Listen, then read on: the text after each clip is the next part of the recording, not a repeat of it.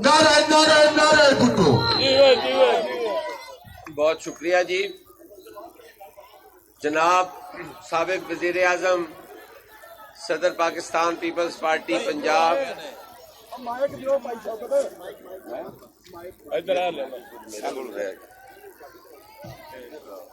यार इतने नहीं पै जाता मेरी बात राजा परवेज अशरफ साहब यार इनकी आवाज ही कोई नहीं आ ला दे यार जेड़ा तू लई खड़ोता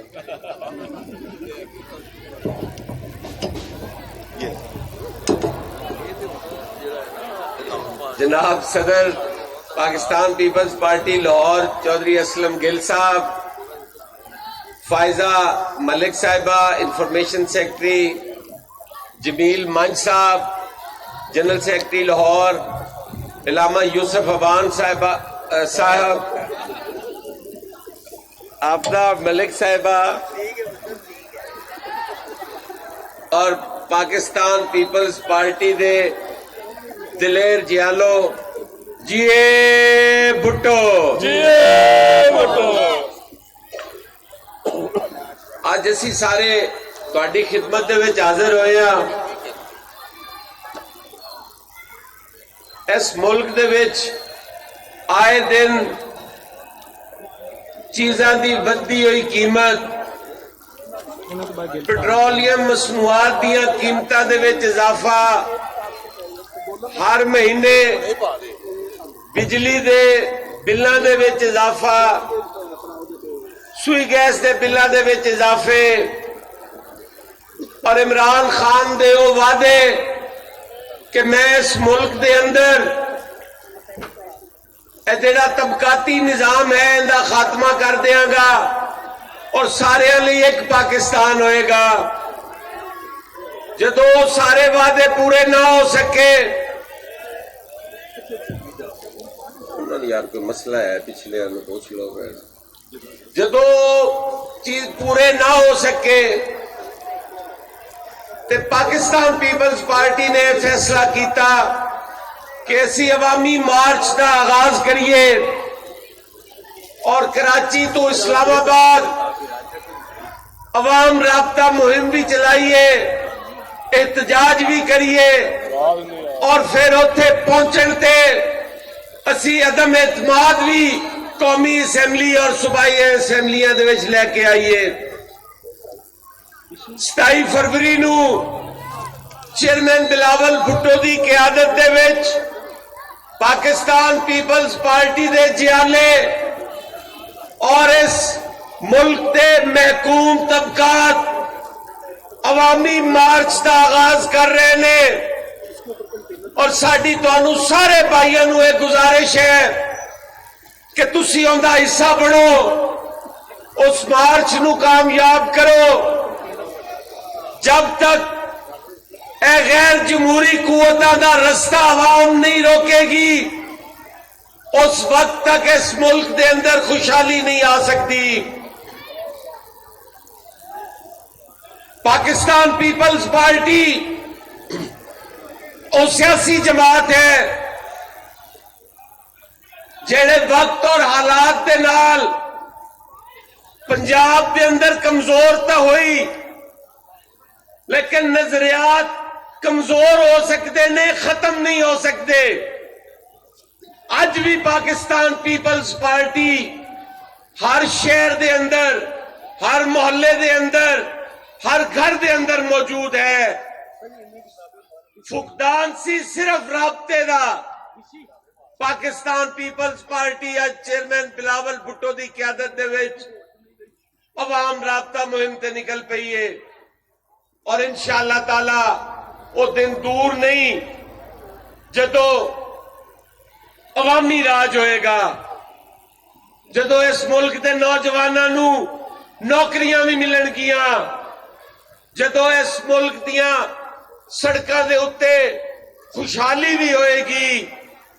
जदों इत्थे अवामी फलाह दे मनसूबे भी चलणगे। इंशाअल्लाह ताला वो सूरज तलू हो रहा है।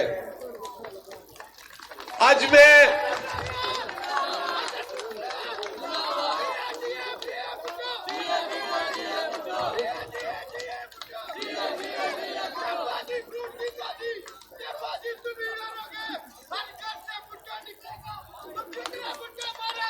नारे नारे नारे भुट्टो नारे नारे नारे भुट्टो जिए भुट्टो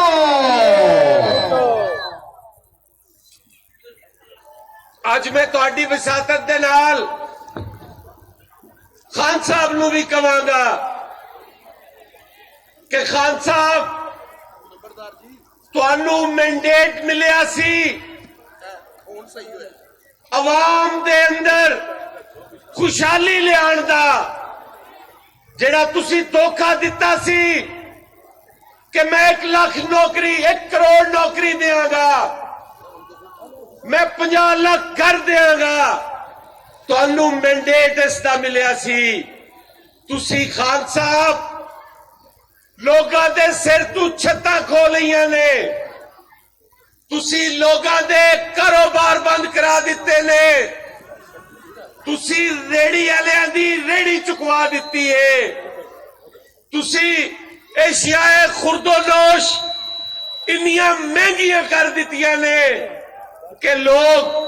अज 2 वक्त की रोटी खाण तो तंग ने तुसी मरीजां दे कोलू दवाइयां खो लईयां ने तुसी उन्हां दे इलाज दा हक खो लिया उन्हां कोलू और तुहाडे वुज़रा अपनियां नालायकियां और नाअहलियां छुपाण लई ओपोजिशन दे रहनुमावां दियां किरदार कशियां और गालां कढ़दे ने मीडिया दे उत्ते बह के और लोगों दियां पगड़ियां उछालदे ने सिर्फ इसलिए कि उन्हां कोलू उन्हां दी काबलियत दा उन्हां दी अहलियत दा कोई पुछ ना सके ते अज हालात हो गए ने कि मैं हल्फा ने गल कह रहा कि बगैर प्रोटोकॉल तू वजीर आजम साहब मैनू अपने हल्के जाके विखा दियो अगर लोग जुतियां नाल स्वागत ना करन ते मैनू कहना तू हसन ही नहीं से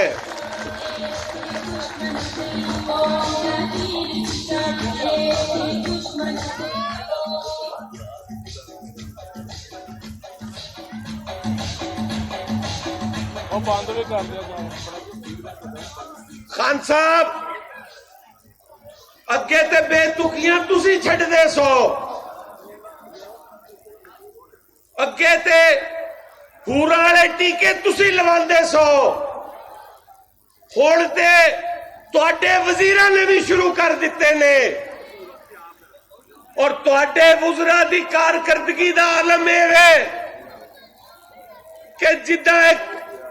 सरदार दा पुत्र सी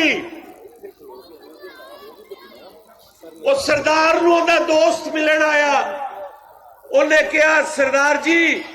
वो अपने बच्चे नूं तां मिलाओ किड्डा हो गया उन्हें कहा बड़ा वड्डा हो गया हुण ते बुला लिया बच्चा आ गया मैं कहा किनवीं पढ़दा है उन्हें आख्या हुण नवीं चढ़िया तो कोई शय आंदी उन्हें कहा जी सवाल करो उस सरदार दा दोस्त ओनू सवाल करदा है ओए 8 नंब किन्ने होंदे ने उन्हें कहा जी 78 सरदार बड़ा खुश होया उन्हें जेबू पैसे कड्डे मुबारकां दित्तियां मुंह चुम्मिया उन्हें आख्या तेरा इनाम उनका दोस्त आंदा सरदार जी 8 नंब 72 होंदा है उन्हें 78 दस्सिया तुसी ओनू पैसे दित्ती जांदे हो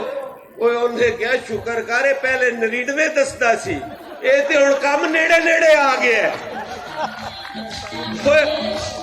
इन्हां वजीरां दा तां हुण इह हाल हो गया कि हुण बैठे कोई उन्हां दी काबलियत दा सवाल करे ते ओह 8 नंब 78 ने वक्त करीब आ गया है मेरी सारे भरावां नूं एक गुजारिश है और इल्तमास है कि 27 फरवरी दे लॉन्ग मार्च का हिस्सा हर आदमी नूं बनना चाहिए और इस मुल्क नूं पाकिस्तान पीपल्स पार्टी और चेयरमैन बिलावल भुट्टो जरदारी तो इलावा कोई इन्हां बुरानाई चों नहीं कढ सकदा। जिए भुट्टो।